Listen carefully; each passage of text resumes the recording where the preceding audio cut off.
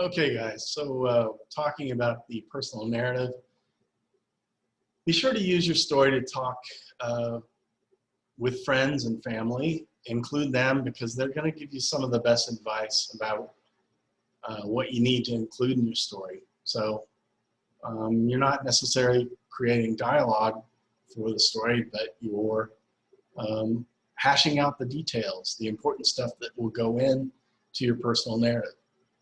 Begin your writing with the moral of the story. And we all know what a moral of the story is. We know that the Grinch does bad, right, with the family, and the moral of the story should be to be good. Don't do silly things that cause people injury and so forth like that. We know that from childhood, but stories get more complicated as we get older, and the moral is harder to define. But in a good story, we can always find that moral. So be aware of what your moral is. And you don't necessarily need to create a written maxim just yet. I would save that to insert it in the right place or places if you even decide to include it, because you can demonstrate what the moral of your story is without even ever saying it. So be aware of the point you're trying to make all through your writing. All right. And remember to include your funny piece that you wrote if it works well in the story. If it doesn't, maybe you can come up with some other funny little annotation or idea that you produced or you think of along the way, right? A little bit of comedic relief doesn't hurt. I mentioned this last time. Work out your intellectual muscle. Put your mind into the work about why a person would want to hear what you have to say. And insert action, right? Did your teammate run, yell, jump, or play ball a certain way? Use some description. Or how did an accountant that visited your family once a year smell bad, listen well, or write some numbers down?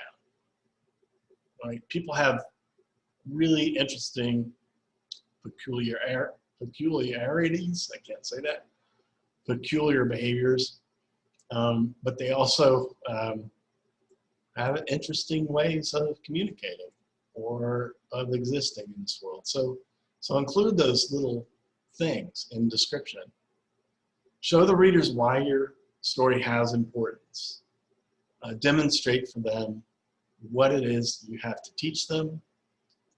Do not say, this is why this is important, right? Stay within the story.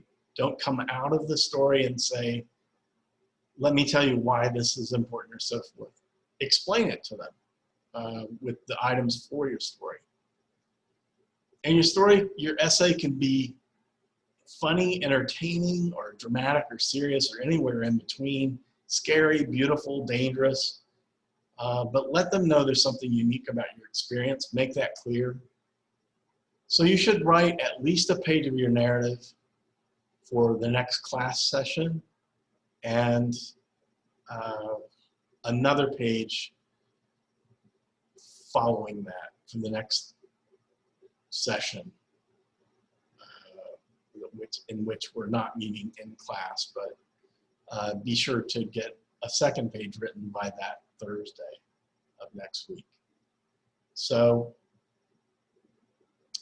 we should be able to look at that page in class Tuesday.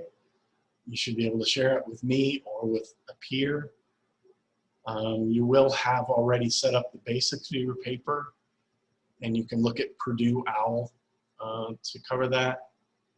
Keep a good log of dialogue that you can use throughout your story. I think you should come up with as many as 10 different stretches of dialogue.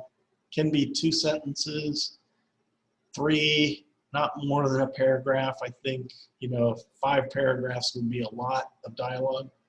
Look at the examples you've read so far. They use a little bit of dialogue, but not a lot. They're mostly telling you the story as a narrative. Some use a little more than others, but this is academic too. So be aware of that. All right. So good luck. Give me a call or send me an email or send me a text if necessary. You have my number in the syllabus and you have my email address.